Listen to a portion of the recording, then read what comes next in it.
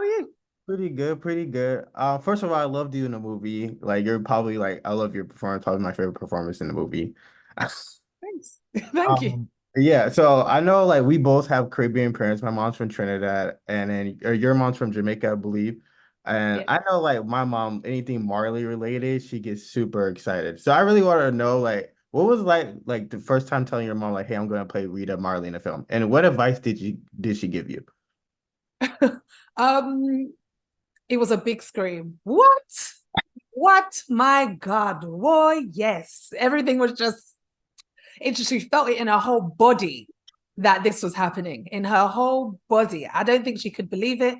I still don't think that she couldn't believe it. She's still going through the kind of digesting process. But it was a lot of screams and hollers and whoops and all the things that your mum probably would do with you. And not so much advice. I think she kind of leaves me to it these days. When I get to work, I kind of like zone in, and then I don't always communicate. I'm all just kind of I'm all about the work. So she would just she would just ask me like how are you feeling? And I'm like, I don't know. I don't know how I'm feeling. I'm about to play a legend. I do not have a clue. Like you tell me. But yeah, it wasn't so much like advice. It was more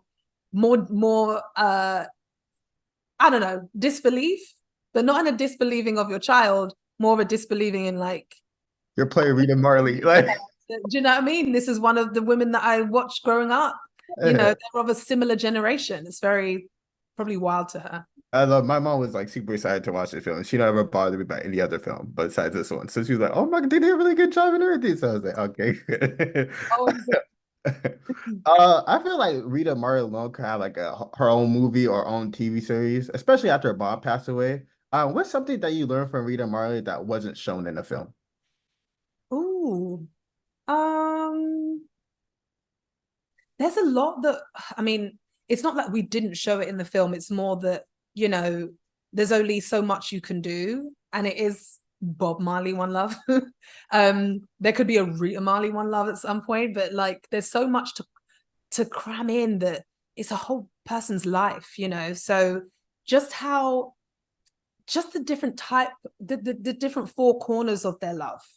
That's one thing that I learned about her. She has this kind of like really young love inside her for Bob that's still there. When I first met her, she was giddy talking about Bob. It felt like her and Bob were just chilling before I walked in. She just felt like, I don't know, it's a once in a lifetime love that she experienced, and she still experiences it. That was something that was unexpected because I knew that they had, married from a young age and, are still married.